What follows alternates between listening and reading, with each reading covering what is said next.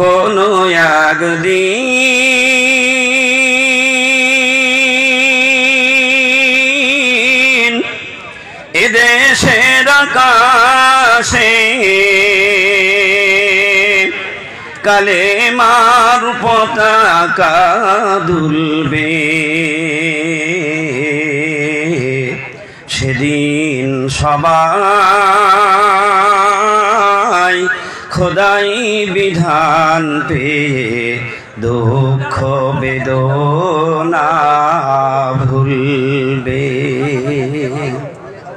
কোনো একদিন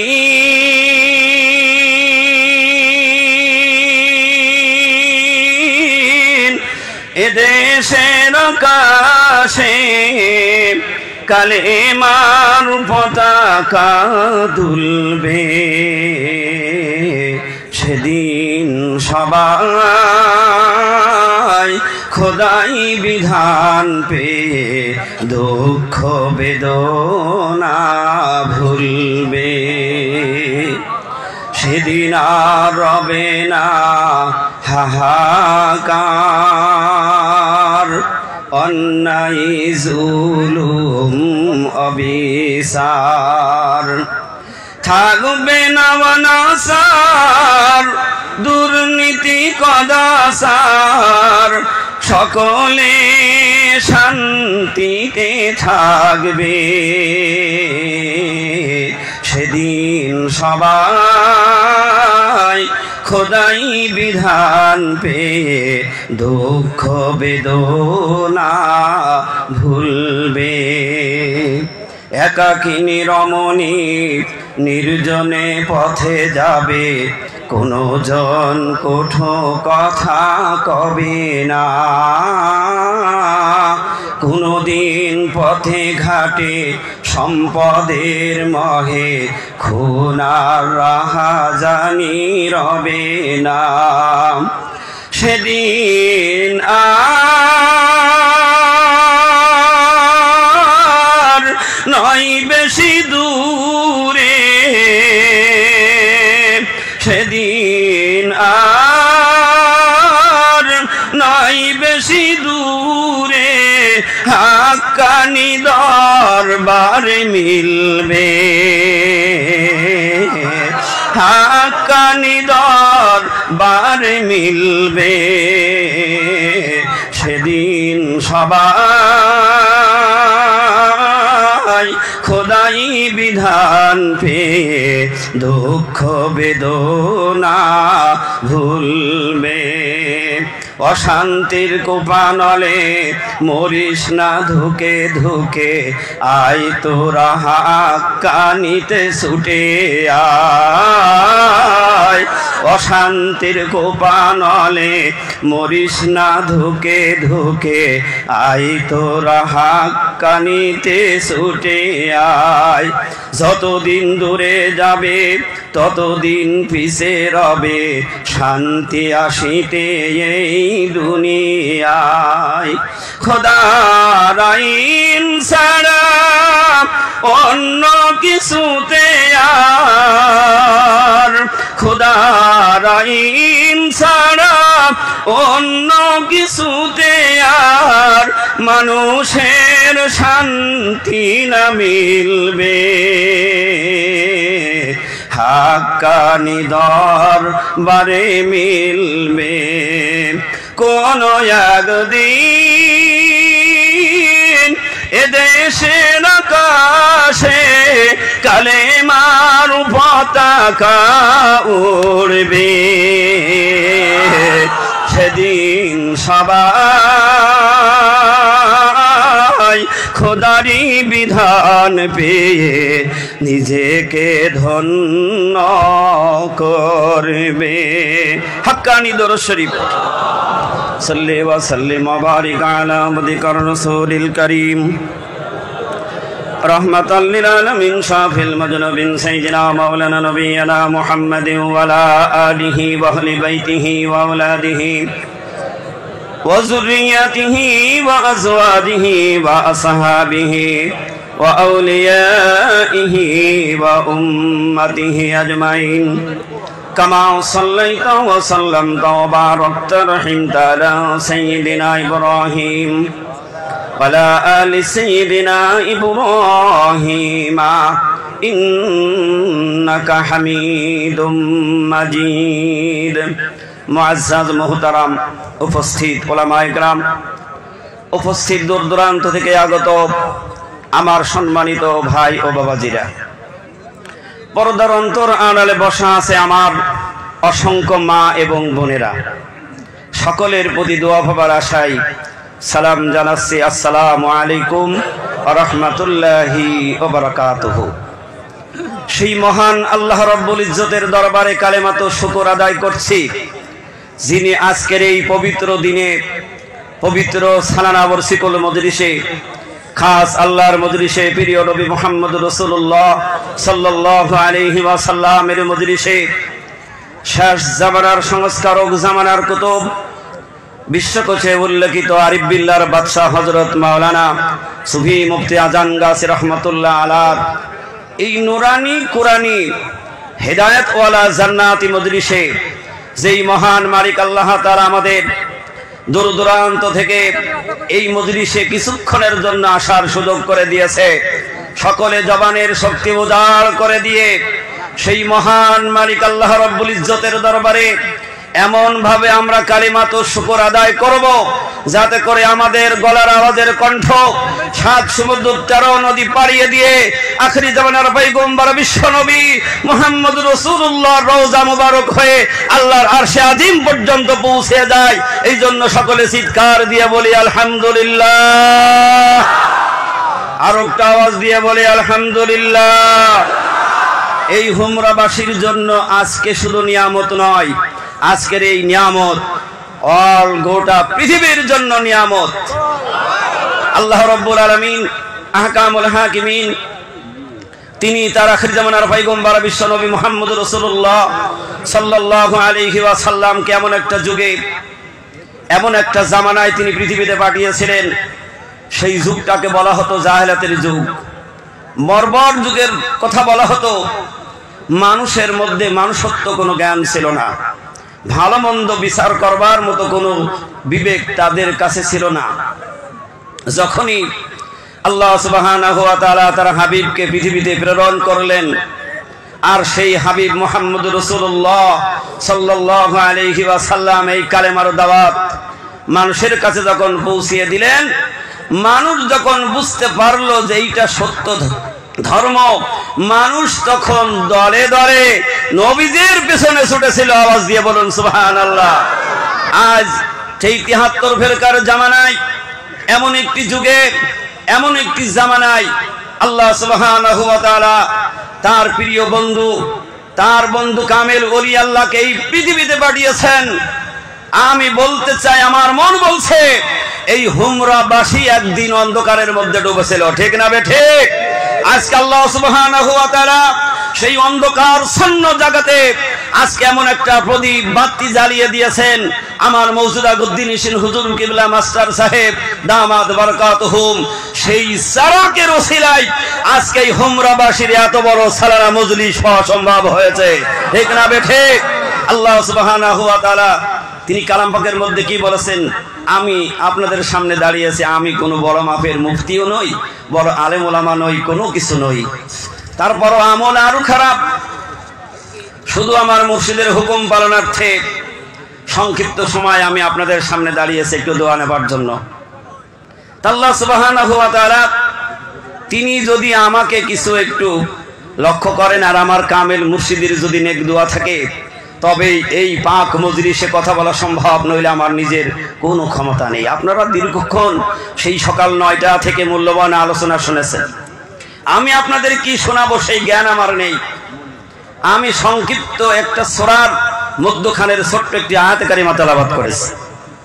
আল্লাহ রাব্বুল আলামিন সূরাতুল ফাতিহার মধ্যে কি পরিষ্কার করে বলেছেন, ইহদিনাস সিরাতাল মুস্তাকিম।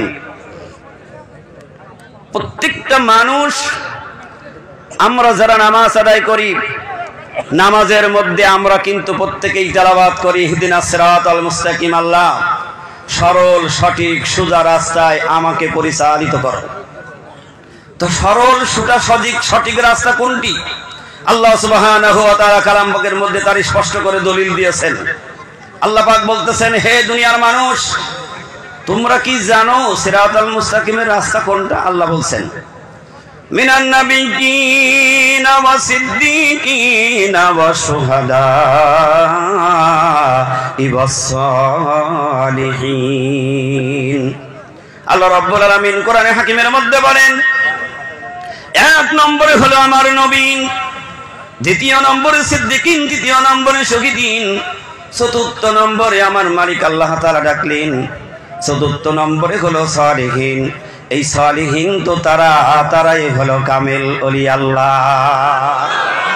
আমরা শুধু ওলি আল্লাহ মনে করি, কিন্তু তারা কি, তাদের মর্যাদা আল্লাহর কাছে কত বড় হবে?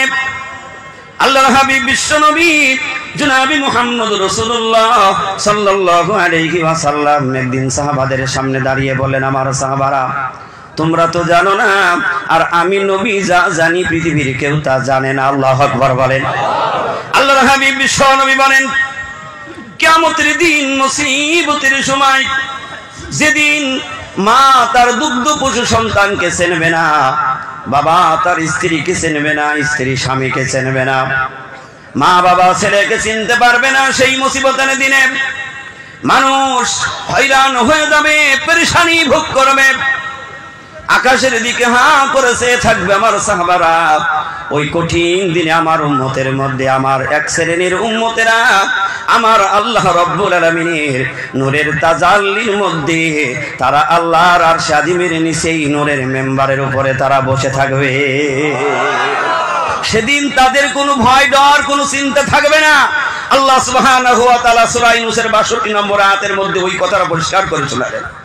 সাহাবায়ে কেরাম জিজ্ঞেস করেন, ইয়া রাসূলুল্লাহ, তাদের মনের ধ্যান ধারণা, মনের কথা মনে হয় আল্লাহ সুবহানাহু ওয়া তাআলা তার পয়গম্বরের কাছে ওহী করেছে, এই জন্য পয়গম্বর বলেছে।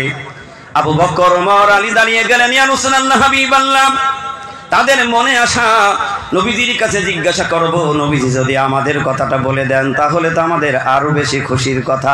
সুবহানাল্লাহ জোরে বলেন।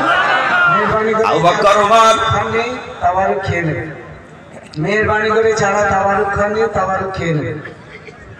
আবু বকর, ওমর দাঁড়িয়ে বললেন, ইয়া রাসূলুল্লাহ, আপনার উম্মতের মধ্যে তারা কারা? আল্লাহ রাব্বুল আলামিনের পয়গম্বর বিশ্ব নবী জনাবে মুহাম্মদুর রাসূলুল্লাহ সাল্লাল্লাহু আলাইহি ওয়াসাল্লাম সাথে সাথে কোরআনুল কারীমের আয়াত তেলাওয়াত করে শুনিয়ে দিলেন, আলা ইন্না আউলিয়া আল্লাহি লা খাউফুন আলাইহিম ওয়ালা হুম ইয়াহজানুন। আল্লাহ হুঁশিয়ার করে দিয়েছেন, আলা খবরদার, ইন্না নিশ্চয় আমার বন্ধু যারা, আউলিয়া যারা, লা খাউফুন আলাইহিম ওয়ালা হুম ইয়াহজানুন, তাদের কোনো ভয় ডর, কোনো চিন্তা তাদের থাকবে না।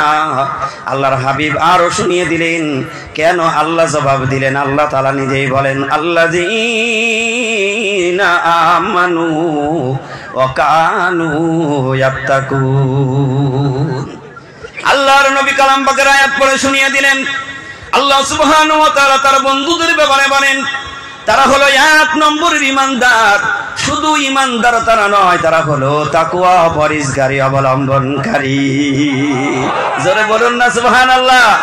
আজকে সেই কামেল ওলি আল্লাহর পাক ভূমিতে আজকে আমাদের সুযোগ করে দিয়েছেন আল্লাহ, কিন্তু আল্লাহ সুযোগ করেছেন আমার মুর্শিদ জামানার কুতুব আরিফ বিল্লাহর বাদশা হযরত মাওলানা সুফি মুফতাজান গাছী রাহমাতুল্লাহ আলাইহি, তিনি বলেছেন, যারা ইহদিনাস সিরাতাল মুস্তাকিমের রাস্তায় চলতে পেরেছো এবং ওলি আল্লাহর মজলিস পেয়ে গিয়েছো, মজলিসে ওই চাটাইতে বসেছো, তাদের পেছনে তিনটা কাজ রয়েছে। সুবহানাল্লাহ, আসতে বলুন। তিনটা কাজ আমার মুর্শিদ বলেন। এক নম্বরের কাজ হলো ওই ব্যক্তির পিতা মাতার নেক দোয়া। যার পিতা মাতার নেক দোয়া দেখে যাবে, দুনিয়ার মধ্যে ওই মানুষটা শ্রেষ্ঠ মর্যাদার মানুষ হয়ে যাবে। যেমন বাইজিদ বুস্তামি রহমাতুল্লাহ আলাইহি, তার মা দোয়া করেছিলেন। কি দোয়া যেন বাইজিদের জন্য করেছিলেন? বাইজিদের মার জ্বর হয়েছে, গভীর রাতে ডাক দিলেন, বাইজিদ আমাকে এক গিলাস পানি দাও। পানির কাছে গিয়ে বাইজিদ দেখলেন কলসে পানি নেই, দূরে পানি আনতে গিয়েছে। পানি আনাতে দেরি হয়ে গেল, এসে দেখে মা ঘুমিয়ে গিয়েছে। বাইজিদ বুস্তামি রহমাতুল্লাহ আলাইহি পানির গিলাস হাতে করে মার শিওরে দাঁড়িয়ে রইলেন। ঘুম কখন ভাঙবে আর কখন মাকে পানি খাওয়াবে এই অপেক্ষায় দাঁড়িয়ে আছে। ফজরের আযান লেগে গেল। বাইজিদ বুস্তামি রহমাতুল্লাহ আলাইহি তবু গিলাস হাতে করে দাঁড়ানো। মার ঘুম ভেঙে গেছে। মা তাকিয়ে দেখে বাইজিদ আমার শিওরে দাঁড়ানো। মা ডাক দিয়ে বলে, বাইজিদ তুমি এখানে দাঁড়িয়ে আছো কেন? মা বলে, তুমি কেন দাঁড়ানো? বাইজিদ বলে, মা তুমি পানি চেয়েছিলে, পানি আনতে গিয়েছিলাম অনেক দূরে, সে দেখি তুমি ঘুমিয়ে গিয়েছ, এই জন্য আমি তোমার পানি খাওয়ানোর জন্য আমি এখানে দাঁড়িয়ে রয়েছি। বাইজিদের হাত থেকে মা গিলাসটা নিয়ে পানি পান করলেন। আর ফজরের নামাজ পড়ে বাইজিদের মা দুটো হাত আল্লাহর দিকে তুলে ধরলেন। মা কিছু বলে নাই বাইজিদকে তুমি সম্পদ দাও, ধনী বানাও না, না, মা দুটো হাত তুলে দোয়া করেছে, মালিক রব্বুল আলামিন আমার বাইজিদ আমাকে যেভাবে খুশি করেছে আমার কলিজা ঠান্ডা হয়ে গেছে। আয় আল্লাহ আমার বাইজিদকে তুমি সুলতানুল আরিফিন বানিয়ে দিও। সেই মা বাবার নেক দোয়া না থাকলে আমরা এখানে কেউ আসতে পারতাম না। আমার মুর্শিদ বলেন, আরেকটা দ্বিতীয় নম্বরের কাজ হলো ওই ব্যক্তি কোনো না কোনো একটা ভালো কাজ করেছে, সেটা কখন কোন অবস্থায় কোন কাজ করেছে সে নিজেও জানে না। তার ওই কাজটা মহান মালিক আল্লাহ রব্বুল আলামিন এত পছন্দ করে নিয়েছে যে ওই কাজের বিনিময় আল্লাহ রব্বুল আলামিন আমার আপনার ওলি আল্লাহর মজলিসে আসার সুযোগ করে দিয়েছে। কামেল মুর্শিদ বলেন, যদি কারুর জীবনে দুইটাও যদি না থাকে, তুমি যে বলি আল্লাহর পাক ভূমিতে বলি আল্লাহর জান্নাতি ওই চাটাইতে গিয়ে বসতে পেরেছো, তাহলে তোমার পেছনে কামেল ওলি আল্লাহর নেক নজর আছে। এই জন্য ওলি আল্লাহর নেক নজর না থাকলে আজকের এই পবিত্র লক্ষ লক্ষ মানুষের সমাগম এই মজলিসে আসা আমাদের দ্বারা সম্ভব হতো না। আল্লাহ পাক আমাদেরকে ভালোবেসেছেন ওই একটাই কারণ, আমার মুর্শিদের নেক নজর। এই জন্য আল্লাহ তাআলা কালাম পাকের মধ্যে বলেছেন, যদি ওই হিদায়াতের রাস্তায় তোমাকে যাইতে হয়, হিদায়াত যদি পেতে হয়, তাহলে আমার সাত শ্রেণী আমি যাদের কথা উল্লেখ করেছি তাদের কাছে যাইতে হবে। আল্লাহ রাব্বুল আলামিন বলেন, এক নম্বরে বলে মিনান নাবিয়িন, নবীরা হলো এক নম্বরে। এই জন্য সাহাবায়ে কেরাম যারা নবীজির দরবারে এসেছে তারা বিশ্বের শ্রেষ্ঠ মানুষ হয়ে গেছে।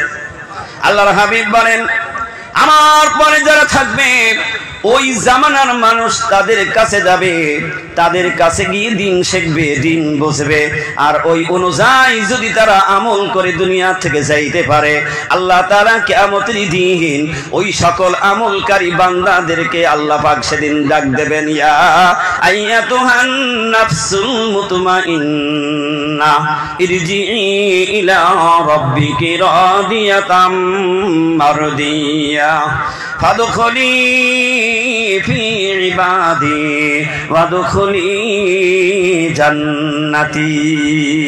সুবহানাল্লাহ। এই জন্য সিদ্দিকিনদের রাস্তায় যারা যাবে তারা যদি ওই অনুযায়ী আমল করে তারা আল্লাহর জান্নাতি হয়ে যাবে। সিদ্দিকিনরাও একদিন থাকবে না, শহীদিনরা আসবে তাদের জামানায়। যারা শহীদিনদের কাছে যাবে ওই সলিহিনের রাস্তায় যদি নিজের জীবনটা কাটাইতে পারে তাহলে ওই মানুষগুলি আল্লাহর জান্নাতে হয়ে যাবে। কিন্তু এমন একটা জামানায় আমরা আছি, এই জামানায় তো আল্লাহর পয়গম্বর পাঠাবে না, পয়গম্বরের রাস্তা তো আগে আল্লাহ বন্ধ করে দিয়েছেন, কিন্তু পয়গম্বর নেই, নবী রাসূল নেই, কিন্তু নাইবি নবী আছে। আওয়াজ দিয়ে বলুন সুবহানাল্লাহ। নাইবি হলো জামানার মুজাদ্দিদ হযরত মাওলানা সুফি মুক্তাদান গাজী রহমাতুল্লাহ আলাইহি। তার উত্তরসূরি পরে পরবর্তী বংশধর এসে গেলেন, তিনি হলেন এই খলিফা প্রাপ্ত হয়ে গেলেন সুফি মুয়াজ্জিন রহমাতুল্লাহ আলাইহি। তিনি বিদায় নিলেন, তারপরে দ্বিতীয় খলিফার দায়িত্ব পেয়ে গেলেন সুফি হাফিজ কিবলা রহমাতুল্লাহ আলাইহি, তিনিও বিদায় নিলেন। তারপরে তৃতীয় নম্বরে খলিফার দায়িত্ব পেয়ে গেলেন সুদূর শাবল সিংহপুর থেকে জামানার কুতুবারি বিল্লার বাদশা শাবল সিংহপুরী রহমাতুল্লাহ আলাইহি। এরা হলো আল্লাহর বন্ধু। রাসূল তাদের কথাই বলছেন যে এরা হলো আল্লাহর বন্ধু, কারণ আল্লাহর বন্ধু তারা দুনিয়া চায় না, তারা আখিরাত চায়। সুবহানাল্লাহ বলবেন না? নিজে জাহান্নামী হব কি জান্নাতি হব এই আশা তাদের নয়। তাদের উদ্দেশ্য হলো দুনিয়ার সমস্ত মানুষদেরকে ওই অন্ধকার থেকে আলোর মধ্যে নিয়ে এনে ইহদিনাস সিরাতাল মুস্তাকিমের রাস্তায় খাড়া করিয়ে দেওয়া। যেমন 1,24,000 পয়গম্বর পৃথিবীতে এসেছিলেন, মানুষদেরকে অন্ধকার থেকে তাদেরকে টেনে হেসড়ে নয়, তাদের কাছে এই কালাম পাকের বাণী প্রচার করেছে। সুবহানাল্লাহ ধরে বলুন। এই জন্য কালাম পাকের কাছে যেই ব্যক্তি আসবে ওই ব্যক্তির তার সকল সমাধান পেয়ে যাবে। এই জন্য এই দরবারটা হলো কালাম পাকের দরবার। আমার মুর্শিদ বর্তমান মৌজুদা গদ্দিনিসিন হুজুর কিবলা মাস্টার সাহেব দামাত বারাকাতুম বলেন, এই দরবারটা হলো আল্লাহর, এই দরবার হলো রসুলের দরবার, এই দরবার হলো অগণিত কামেল ওলি আল্লাহর দরবার, আর এই দরবার হলো কালাম পাকের দরবার। এই দরবারটা একটা মিসরি কা টুকরা হয়। আমার মাওলানা সাহেব বলেন উর্দুতে, আমি তো বাবা উর্দু জানিনি, মিসরি কা টুকরা তার মানে মিসরির একটা টুকরা হলো এই দরবার। আপনি যে দিক থেকে চাটবেন সেদিক থেকেই মিষ্টি পেয়ে যাবেন। সুবহানাল্লাহ বলবেন না? এই জন্য আরিফ বিল্লাহর বাচ্চা হযরত মাওলানা সুফি মুক্তাদান গাছি রহমাতুল্লাহ আলাইহি গোটা পৃথিবীর মানব জাতির কাছে বেশি কথা বলে নাই, শুধু 4টা কথা বলেছেন। অনেক আলোচনা আপনারা শুনেছেন, আমি মূল কিছু কথা বলার জন্য আপনাদের সামনে দাঁড়িয়েছি। 4টা কথার মধ্যে 1 নম্বর কথা হলো নামাজটা কাজা ছাড়া পড়তে হবে। এই কাজা ছাড়া যে বলেছেন এটা তো আমাদের মেমোরির মধ্যে ঢুকে না, কিন্তু আল্লাহ সুবহানাহু ওয়া তাআলা নামাজ যেমন ফরজ উক্ত মতো নামাজ পড়া ফরজ। তো আমার মুর্শিদ কেন বললেন যে ও বিনা কাজায় যদি পড়ে তাহলে ও উক্ত মতো পড়বে এবং তার ওই ফরজটা আদায় হয়ে যাবে। জোরে বলুন না সুবহানাল্লাহ।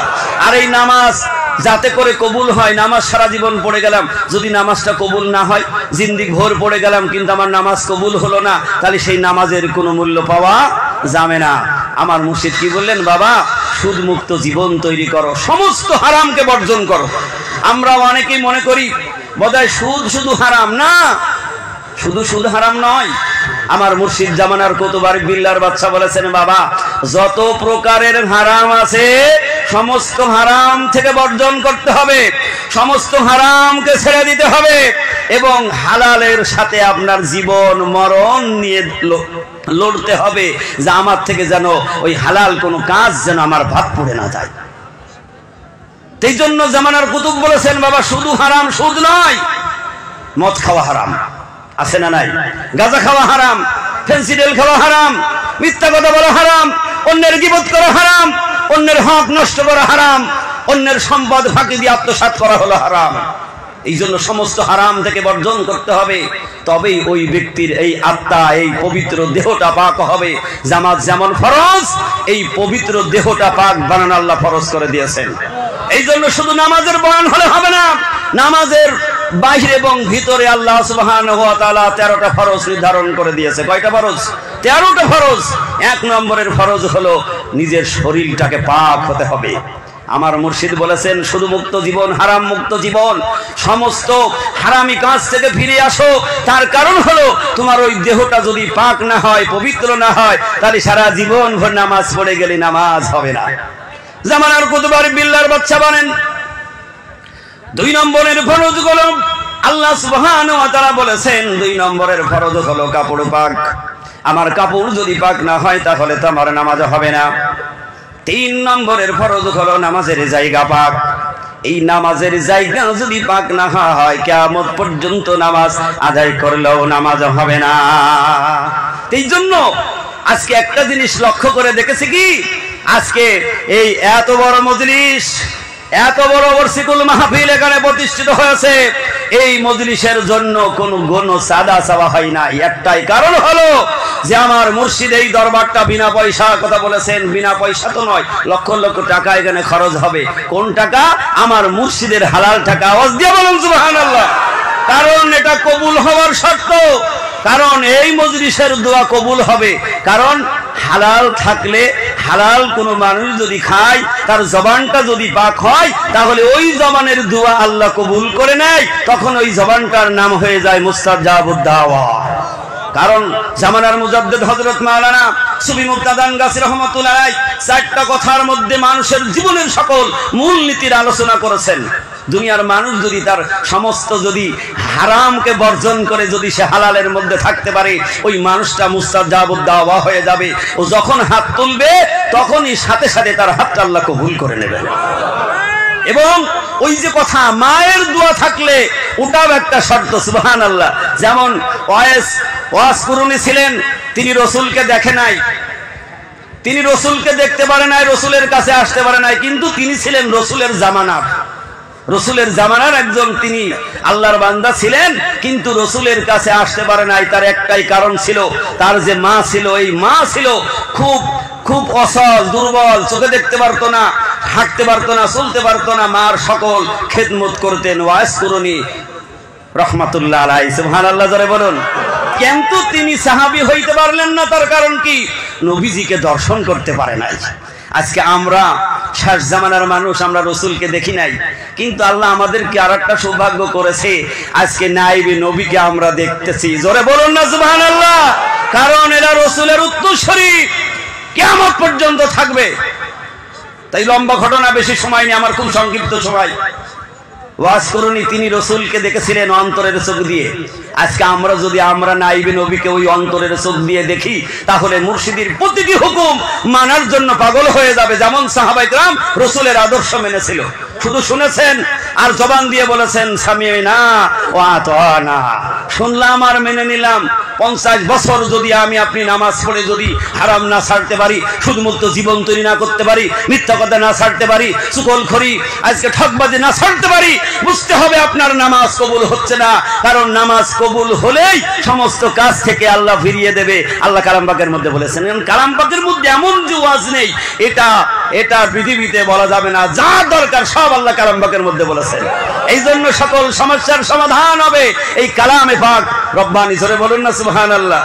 সমাধান চাও যদি জীবনে মরণে, ফিরে চাও খুঁজে নাও চোখ রাখো কোরআনে, তবেই পাবে সুখ শান্তির ঠিকানা, তবেই পাবে সুখ শান্তির ঠিকানা, মেনে যদি নাও তুমি মনে প্রাণে। সমাধান সমাধান চাও যদি জীবনে মরণে, ফিরে চাও খুঁজে নাও চোখ রাখো কোরআনে। আল্লাহর নবীর কাছে যাবার জন্য ওয়াজ করুন একদিন মাকে বলছে, মা আমি নবীর কাছে চলে যাব। ও মা, দুনিয়ার সব মানুষ আল্লাহর হাবিবের ওই নুরানি মুখ দেখে তারা জান্নাত হাসিল করে নেছে, আমি আমার নবীর কাছে যাব, মা অনুমতি চাই। মা শুধু একটিবার বলেছিলেন ওয়াজ করুনি, আমি মা হাঁটতে পারি না, চলতে পারি না, তুই আমার কার কাছে রেখে যাবি। এই কথাটা শোনার পরে ওয়াজ করুনি রহমাতুল্লাহ আলাইহি তিনি আর অগ্রসর না হয়ে মার খেদমতে থেকে গেলেন। কিন্তু তার আর সুযোগ হলো না নবীজির এই চর্মচোখে দেখা, কিন্তু নিজের অন্তর চক্ষু দিয়ে রসুলকে দেখে নিল। মা যে কি জিনিস আমি সেটাই বোঝানোর জন্য আমার এই আলোচনা। ওয়াজ করুনি রহমাতুল্লাহ আলাইহি এই নিজের অন্তর চোখ দিয়ে রসুলকে দেখেছেন। আল্লাহর হাবিব বিশ্ব নবী জনাবে মুহাম্মদ রাসূলুল্লাহ সাল্লাল্লাহু আলাইহি ওয়াসাল্লাম তিনি বিদায় নেওয়ার আগে ডাক দিয়ে বললেন, আমার সাহাবারা শোনো, আমি বিদায় নেওয়ার পরে আমার গায়ের এই জুব্বা মুবারক তোমরা ওয়াজ করুনিকে দিয়ে দিও, সে যেখানে থাকে সেখানে গিয়ে তার কাছে পৌঁছিয়ে দিও। কিন্তু নবীজির জুব্বার আশা ছিল। আবু বকর সিদ্দিক মনে মনে বলতো, রাসূল চলে যাওয়ার পরে জুব্বা মুবারক আমি নেব। ওমর মনে করতো জুব্বা মুবারক আমি নেব। ওদিকে আলী বসে আছে, আমি হইলাম রাসূলের জামাই, জুব্বা মুবারক আমি নেব। কিন্তু না না না, আখিরি জামানার পয়গম্বর বিশ্বনবী বললেন, আমার এই জুব্বা মুবারক ওয়াজ করুনির কাছে পৌঁছিয়ে দিবা, আর আমার ওয়াজ করুনিকে আমার উম্মতের জন্য, তাদের জন্য দোয়া করতে বলবা। কারণ হাবিব জানেন, বিশ্বনবী জানেন ওয়াজ করুনি তো সে মুস্তাজাবুদ দাওয়া হয়ে গিয়েছে। তার একটাই কারণ হলো আল্লাহর হুকুম মেনেছেন, নবীর তরিকায় চলেছেন, আর মার যত প্রকারের গোলামি করার দরকার মাকে খুশি করেছেন। আল্লাহ সুবহানাহু ওয়া তাআলা বলেন, ওয়া কাদা রাব্বুকা আল্লা তা'বুদু ইল্লা ইয়্যাহু ওয়া বিল ওয়ালিদাইনি ইহসানা। আল্লাহ বলেন, বান্দা আমার গোলামি করো, আমার ভয় করো, আমার গোলামি করো, আমার হুকুম মানো, তোমার মা বাবার হুকুম মানো, মা বাবার গোলামি করো, মা বাবার কথাটা শোনো। খবরদার মা বাবা যেন তোমার প্রতি এক জাররা পরিমাণ বেজার না হয়। নবীজির কথা শুনে সাহাবায়ে কেরাম চিন্তা করলেন, ওয়াইসকে তো আমরা চিনি না, কোথায় থাকে, কোথায় তার বাড়ি ঘর চিনি না। আল্লাহ রাসূল বলেন, ইয়ামিনের একটা জঙ্গলের মধ্যে আমার ওয়াজ করুনি বসবাস করে। সুবহানাল্লাহ জোরে বলেন। ওমর ডাকতে বলেন, ইয়া রাসূলুল্লাহ, হাবিব আল্লাহ চিনবো কেমনে, কোনটা ওয়াজ করুনি? আল্লাহর নবী বিশ্ব নবীর কাছে জিবরিল ওহির মাধ্যম দিয়ে জিবরিল জানিয়ে দিয়েছেন, আল্লাহ রাসূল তোমার ওয়াজ করণের এই নিদর্শন আছে, তোমার ওয়াজ করণের হাতের তালুর মধ্যে একটা সাদা দাগ আছে। আল্লাহ তো জানিয়ে দিয়েছেন রাসূলকে। আল্লাহর হাবিব বিশ্ব নবী মুহাম্মদ রাসূলুল্লাহ সাল্লাল্লাহু আলাইহি সাল্লাম বলেন, ওমর রে, যখনই ওয়াসির কাছে যাবি তার হাতটা দেখবি হাতের তালুর মধ্যে সাদা দাগ আছে, কিন্তু রাসূলের কাছে ওয়াইজও আসে না, ওয়াজ করুনি রাসূলের কাছেও আসে নাই। ঠিক সংক্ষেপে বলি, লম্বা ঘটনা। জামা মুবারক নিয়ে ওমর আর আলী রওনা করলেন, চলে গেলেন। সেখানে যাওয়ার পর খোঁজ করলেন ওয়াজ করুনি কোথায় থাকে। মানুষ বলে সে তো ওই জঙ্গলে থাকে, ওখানেই সে বসবাস করে। চলে গেলেন জঙ্গলে, যাই দেখলেন ঠিক ওই মানুষটা জিজ্ঞেস করছে, তুমি কে ওয়াজ করুনি? বলছে, না তো আমি ওয়াজ করুনি না। আল্লাহু আকবার বলেন। একটা জিনিস ভেবে দেখুন, এমন একজন মুজাদ্দিদের মজলিসে বসেছেন, নিজের নামগুলি পর্যন্ত বিলীন করে দেয়, কারণ আল্লাহর বন্ধুরা তারা নামের ফখর নেই, নাম জাহির করে না। তাই আমার মুর্শিদের জবানে শুনেছি, সাবল সিনপুরি রহমাতুল্লাহ আলাইহি বাগমারি মানিকতলা থেকে তিনি বলতেন, বুজুর্গি কি নেহি হামকো জরুরত, বুজুর্গি কি নেহি হামকো জরুরত, গুলাম আপনা বানা হামকো খুদায়া। আল্লাহ, দুনিয়ার বাদশাহী আমি চাই না, দুনিয়ার আমার কোনো শান শওকত আশা নেই, আমি একমাত্র তোমার গোলাম হতে চাই। জোরে বলুন না সুবহানাল্লাহ। যাই যখন বললেন তুমি নামাজ করনি, বলছে না তোমাদের ভুল হচ্ছে, দেখো অন্য কেউ হবে, তালাশ করো অন্য কেউ হবে। উমর বললেন, দেখি তোমার হাতখানা একটু দাও। হাত যখন বাড়ালেন বললেন, না না না, তুমি না বললে হবে না, কারণ আমার হাবিব বিশ্ব নবী বলে গিয়েছেন তোমার হাতের মধ্যে সাদা দাগের চিহ্ন পাওয়া যাবে। আর তো তিনি ছেড়ে যাইতে পারলেন না, বললেন, এই যে রাসূলের জামা মুবারক তোমার জন্য পাঠিয়েছে। কিতাবের মধ্যে উল্লেখ করেছেন, তার জিন্দেগি জীবনের মধ্যে পাওয়া যায় বিশ্ব নবীর জামা মুবারক কোলের মধ্যে নিয়ে এত জোরে চিৎকার দিয়েছিলেন, কারণ তার মনের ব্যথা বেদনা যে আমি এই জামানায় থেকেও আমার হাবিবের চেহারা দেখতে পারি না। আল্লাহু আকবার বলেন। কিন্তু আজকে আমরা মানুষ সেই রাসূলকে কত গালি দেই, রাসূলের সাথে কত বেয়াদবি না করে ফেলাই, কত কান্নাকাটি তিনি করলেন, হায় আমার রাসূলকে আমি দেখি নাই। আর বললেন আল্লাহর হাবিব বিশ্ব নবী তিনি বলে দিয়েছেন তার উম্মতের জন্য দোয়া করতে। রাসূলের জামা মুবারক বুকের মধ্যে জড়িয়ে ধরে জঙ্গলে দৌড় দিলেন। জঙ্গলে গিয়ে সিজদায় পড়ে গিয়ে কাঁদছে, মালিক আমি তোমার হাবিবের সঙ্গে গোপন প্রেম করেছিলাম, তুমি সেটা আমাকে জাহির করে দিয়েছ। আল্লাহু আকবার বলেন। ও মালিক, তুমি সেইটা জাহির করে দিয়েছো, যেহেতু জাহির করে দিয়েছো, কিন্তু আল্লাহ তাআলা আমি যে সিজদায় গেলাম, আমার হাবিবের উম্মতের গুনাহ মাফ না করা পর্যন্ত আমি মাথা উঠাবো না। আল্লাহ সাথে সাথে বললেন, ও ওয়াজ করুনি 1% উম্মতের গুনাহ আমি মাফ করে দিলাম। ওয়াজ করুনি বলে আমি 1% 2% বুঝি না, আয় আল্লাহ আমি 10% বুঝি না, আমি 100% বুঝি। আওয়াজ দিয়ে বলুন সুবহানাল্লাহ। আল্লাহ বলেন 10% মাফ করে দিলাম, আবার বলে না হবে না 100% আমি চাই। আল্লাহ বলেন 20% মাফ করে দিলাম, বলে না হবে না। আবার বলেন 30% মাফ করে দিলাম, বলে না হবে না আল্লাহ, 100% না হলে তোমার ওয়াইস মাথার উঠাবে না। আল্লাহ বলেন 40% আমি আমার বিশ্ব নবীর উম্মতের গুনাহগুলি মাফ করে দিলাম। ওমর ফারুক রাদিয়াল্লাহু তাআলা আনহু তিনি অপেক্ষা না করে আলী রাদিয়াল্লাহু তাআলা আনহুকে সাথে করে নিয়ে তার কাছে পৌঁছে গেলেন। যাই দেখছেন সিজদায় পড়ে আছে, তিনি বললেন মাথা উঠাও, কত আর দেরি করব, মাথা উঠাও। যখনই ডাক দিলেন মাথাটা উঠিয়ে দিয়ে বললেন, হ উমর, আজকে তুমি আমার মনের আশা পূর্ণ করতে দিলা না। আল্লাহর হাবিব যেহেতু আমার কথা বলে দিয়েছে, আজকে তার হাবিবের উম্মতের গুনাহ 100% মাফ না করা পর্যন্ত আমি মাথা উঠাইতাম না। কারণ তিনি সাহাবী ছিলেন না, ওয়াজ কুরনি ছিলেন, তিনি হলেন আল্লাহর বন্ধু কামেল ওলি আল্লাহ। আওয়াজ দিয়ে বলুন না সুবহানাল্লাহ। আজকে সেই কামেল ওলি আল্লাহর মজলিসে আসার সুযোগ আল্লাহ করে দিয়েছে। এই মজলিসে যারাই আল্লাহকে ডাকবে আজকে দোয়া কবুল হয়ে যাবে। আজকে কাউকে আল্লাহ মাহরুম করবে না, সেই বলি আল্লাহর মজলিসে আমরা এসেছি ওয়াজ করুনি। তখন বললেন, ও ওমর, সত্যি তোমরা কি নবীর সাহাবী নাকি? বলল, হ্যাঁ আমি ওমর, আমি আলী। বলল, যদি তুমি নবীর সাহাবী হয়ে থাকো, একটা প্রশ্ন আমার বলো তো, আমার রাসূলের ভুরু মুবারক কেমন ছিল? সুবহানাল্লাহ, জোরে বলেন। সাহাবাদের মধ্যে এত আদব ছিল, নবীজির প্রতি এত ভালোবাসা সম্মান তারা করতো। নবীজির সামনে গিয়ে মাথাটা নিচু করে থাকতেন, নবীর চেহারার দিকে তাকাতো না। নবীর সম্মানের খাতিরে নবীজির চেহারা দেখার তাদের মন লাগতো না। নবীজির কাছে যাইতেই পারলেই জীবনটা শীতল হয়ে যেত। আল্লাহু আকবার বলেন।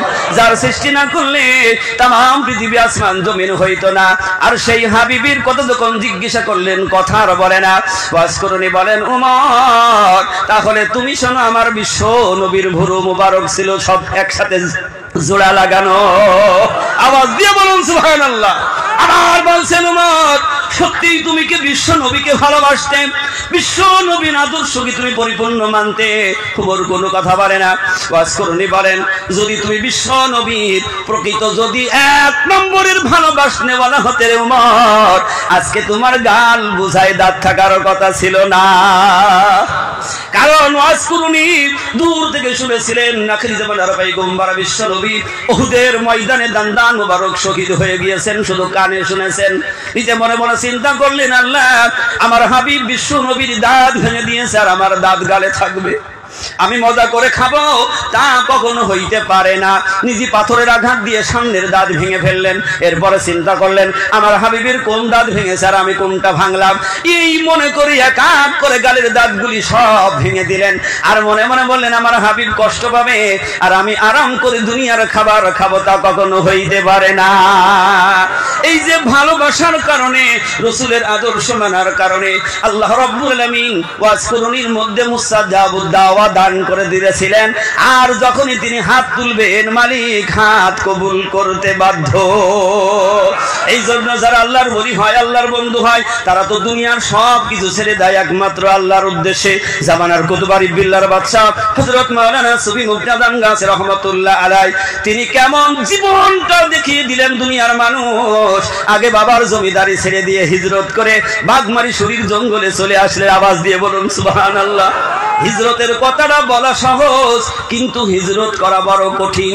যেদিন আখিরি জামানার পয়গম্বর বিশ্ব নবী জনাবে মুহাম্মদ রাসূলুল্লাহ সাল্লাল্লাহু আলাইহি ওয়াসাল্লাম হিজরত করে যেদিন মদিনায় চলে যাবেন, আল্লাহর হাবিব গভীর রজনীতে আধার রাত কিছু যায়, আবার নিজের মক্কার দিকে ফিরে তাকায়। কিন্তু সেদিন মক্কাবাসীরা আল্লাহর হাবিব বিশ্ব নবীকে চিনতে পারে নাই। মদিনার মানুষগুলি বিশ্ব নবীকে তারা চিনল। সুবহানাল্লাহ, জোরে বলেন। শতভাগ ভালোবাসা দেখালো।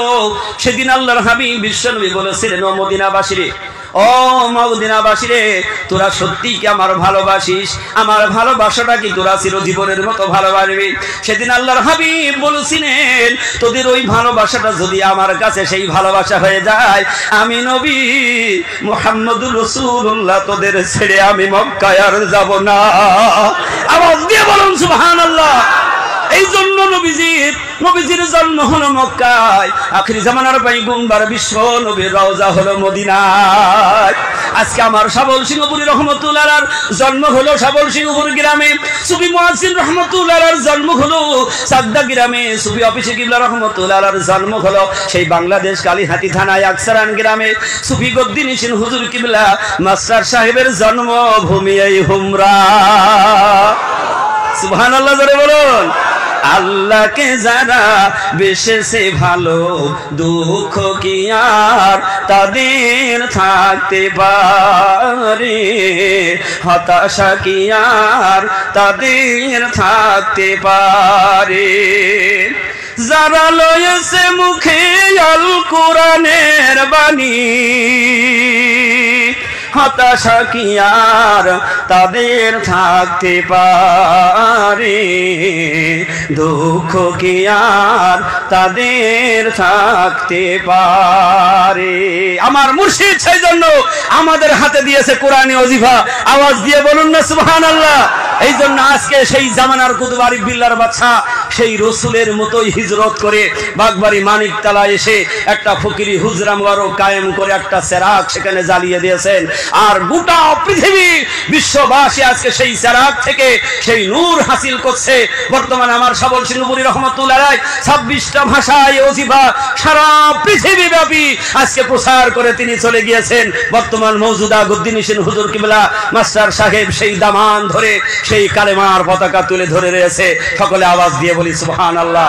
এই জন্য কুরআন শুধু মুমিনের জন্য নয়, সে কথা বলছেন, এ বাণী সকলের নয় শুধু মুমিনের, যারাই মানবে চলে ফল পাবে কোরআনের।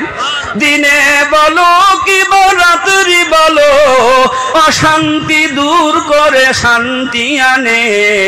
সমাধান সমাধান চাও যদি জীবনে মরণে, ফিরে চাও খুঁজে নাও চোখ রাখো দরবারে। সুবহানাল্লাহ বলুন, ফিরে চাও খুঁজে নাও চোখ রাখো দরবারে।